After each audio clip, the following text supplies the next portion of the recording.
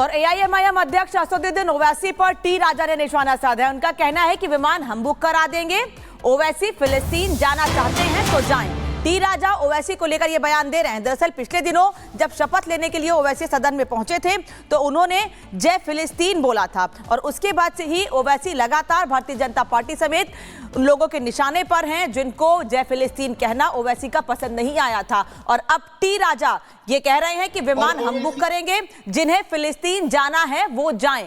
T राजा Bharatiya Janata party के नेता, बता दें आपको, उन्होंने कहा कि सबको फिलिस्तीन भिजवा देंगे। टी राजा ने ओवैसी पर निशाना साधते हुए कहा है और कोई पहली बार नहीं, जब वो ये नारा देकर सदन से बाहर निकले थे तो उनसे जब सवाल पूछा गया था कि आपने जय फिलिस्तीन क्यों बोला तो उन्हें इस पर कोई पछतावा भी नहीं था। वो बार बार यही कह रहे थे कि वो जय फिलिस्तीन नारे का समर्थन करते हैं। इजराइल के खिलाफ नारे लग रहे हैं, इजराइल के खिलाफ पोस्टर जल रहे हैं और ओवैसी जैसे कईयों लोग रोड पर आ रहे हैं, ओवैसी जैसे लोग स्लोगन लगा रहे हैं। तो मैं उनको एक अच्छा ऑफर देना चाहता हूं, जितने बोलो उतने फ्लाइट हम बुक कर देंगे, जितने बोलो उतने टिकट हम लगा देंगे। सब लोगों को अगर फिलिस्तीन जाना है तो जा सकते, सबको डाल के भिजा देंगे। जो फ्लाइट के अंदर 150 लोगों की कैपेसिटी है तो 200 भर दे के भिजा देंगे। यहां पर भौंकने से कुछ नहीं होगा। अगर दम हो तो वहां जाकर युद्ध के स्थान पर जाकर लड़ो। अरे हमास जैसे आतंकियों को समाप्त किया है, बहुत अच्छा काम किया है। और ओवैसी जैसे हैं कि फिलिस्तीन जिंदाबाद। अरे कौन कहां से चीख रहा है ये मत सोचो मित्रों, तुम क्या कर सकते हो वो सोचो। अरे हैदराबाद में मिनी पाकिस्तान अगर कहीं देखना है तो आ जाना हैदराबाद। भारत में 2014 से पहले कहीं पर भी बम धमाका होता था, पकड़े जाता था आतंकी, ओवैसी के गढ़ में हैदराबाद में। उधर महाराष्ट्र चुनावों में महायुति ने प्रचंड जीत हासिल की, लेकिन अभी भी महाराष्ट्र का सीएम कौन होगा इस पर सस्पेंस बरकरार है। लगातार बैठकों का दौर जारी है। एकनाथ शिंदे को कमान दी जाएगी या देवेंद्र फडणवीस पद संभालेंगे महाराष्ट्र के मुख्यमंत्री का, इसी पर देखेंगे फॉर्मूला तैयार देवेंद्र सरकार।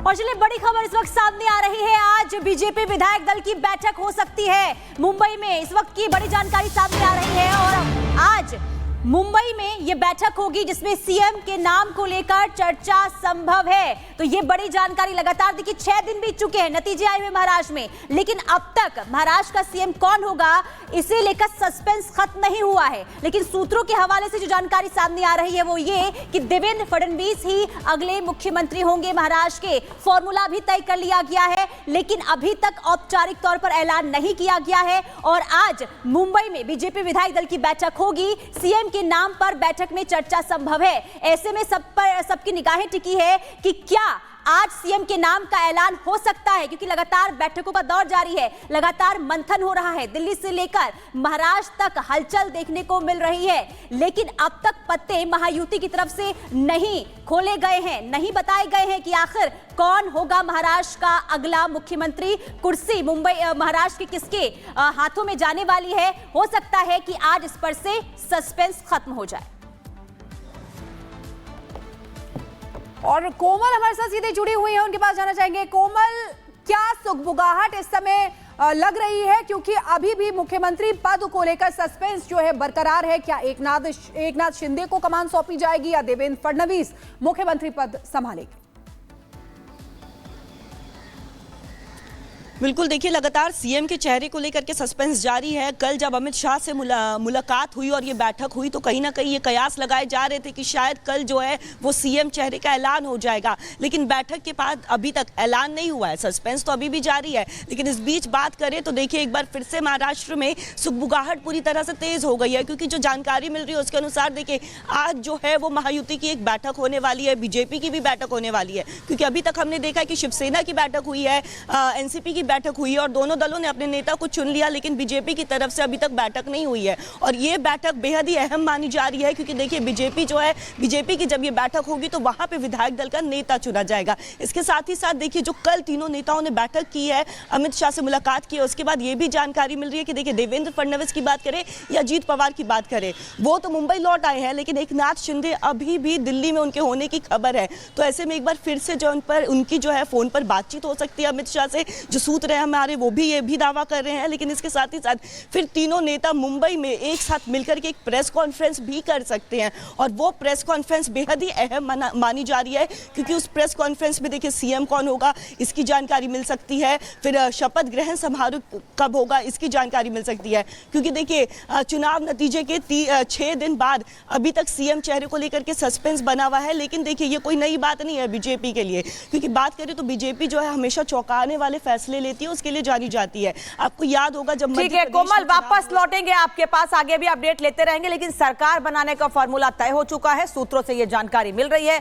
देवेंद्र फडणवीस मुख्यमंत्री होंगे, जिनके नाम पर लगभग मोहर लगती, सब तैयारी सब तैयार दिख रहे हैं। वहीं दूसरे अजीत पवार उप मुख्यमंत्री रहेंगे, उप मुख्यमंत्री हैं, उप मुख्यमंत्री ही रहेंगे, लेकिन उनको वित्त मंत्रालय भी सौंपा जा सकता है, वित्त मंत्रालय की जिम्मेदारी दी जा सकती है। इसके अलावा एकनाथ शिंदे जो कि मुख्यमंत्री थे वो अब उप मुख्यमंत्री होंगे, लेकिन राजस्व और पीडब्ल्यूडी मंत्रालय उनके पास होगा। हालांकि एकनाथ शिंदे को लेकर इसके पहले कई कयास लगाए जा रहे थे कि वो केंद्र में भी आ सकते हैं, लेकिन फिलहाल जो अभी सूत्रों से जानकारी मिल रही है वो फॉर्मूला यही है कि एकनाथ शिंदे उप मुख्यमंत्री बनेंगे और राजस्व और पीडब्ल्यूडी मंत्रालय उनके पास रहेगा। एकनाथ शिंदे पिछले दिनों प्रेस कॉन्फ्रेंस करके ये साफ कर चुके हैं कि पद की कोई लालसा नहीं है, प्रधानमंत्री नरेंद्र मोदी जो फैसला लेंगे वो उसके साथ जाएंगे। साथ ही वो ये भी कह रहे थे कि मैं भारतीय जनता पार्टी के आगे सरेंडर करता हूं, क्योंकि महायुति गठबंधन में भारतीय जनता पार्टी सबसे बड़ी पार्टी बनकर उभरी है, सबसे ज्यादा सीटें भारतीय जनता पार्टी के पास हैं, और इसीलिए देवेंद्र फडणवीस की मेहनत, देवेंद्र फडणवीस ने जिस तरह से पार्टी को और मजबूत किया है, जनता के बीच गए हैं, सरकार के कामों को और आने पर सरकार क्या काम करेगी उसको बखूबी पहुंचाया है, महायुति के कामों को, बीजेपी की मंशा को, उसकी वजह से देवेंद्र फडणवीस के नाम पर अजीत पवार और एकनाथ शिंदे भी सहमत दिख रहे हैं। और ये बात एकनाथ शिंदे ने पिछले दिनों प्रेस कॉन्फ्रेंस में कही थी। वहीं अजीत पवार, जिस दिन नतीजे आए थे उस दिन शाम या अगले दिन तक ये साफ हो गया था कि अजीत पवार देवेंद्र फडणवीस को मुख्यमंत्री बनाए जाने के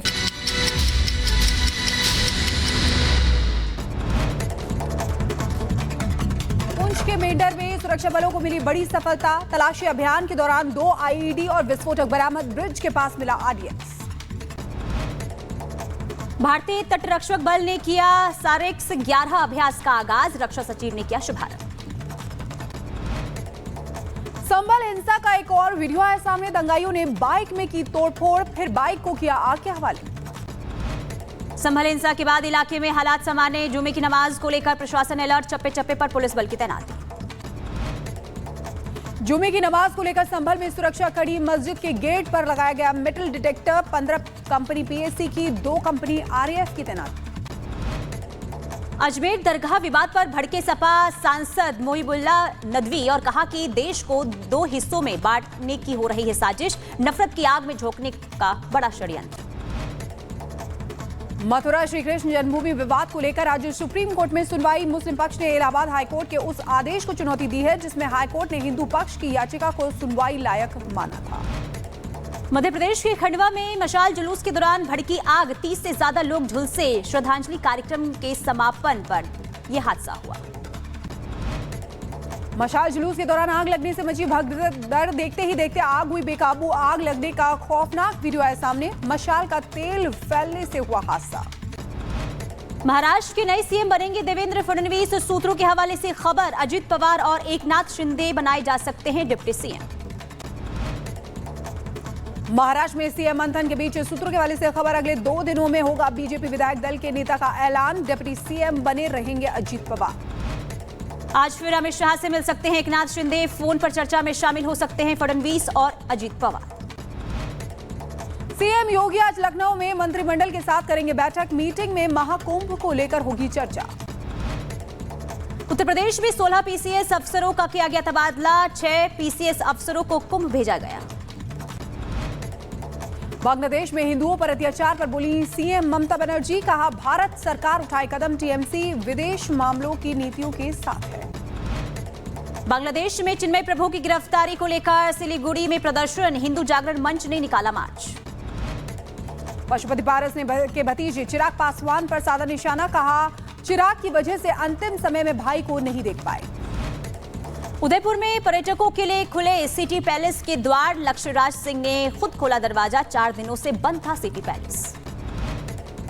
मथुरा में रील बनाने के लिए अनोखा कारनामा। कार की छत पर इकट्ठा की मिट्टी, फिर तेज रफ्तार में दौड़ाई गाड़ी।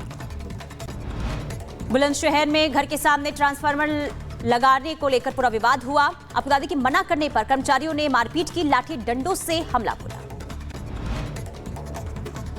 यूपी के रायबरेली में दिखा रफ्तार का कहर। स्कॉर्पियो गाड़ी ने खड़ी गाड़ियों में मारी जोरदार टक्कर। हादसे का वीडियो आया सामने।